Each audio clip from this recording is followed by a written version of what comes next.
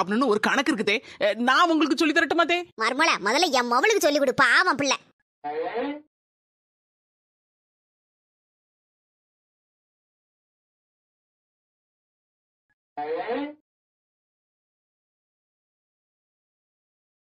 என்ன நீ உட்கார்ந்தானே ஃபேன்ட லூஸ் பண்ணி விடுறிய? ஆமா, ஃபேன்ட லூஸ் பண்ணி விட்டாதானே சாப்பாட சாப்பிட முடியும்.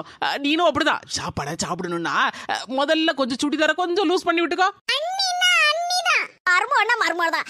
இந்த ஐடியா எனக்கு தோணாம போச்சே. இப்பவே லூஸ் பண்ணி விட்டுறதே.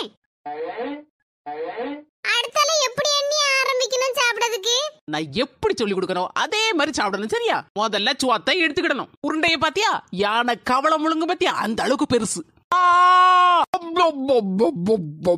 அடுத்து மீன்.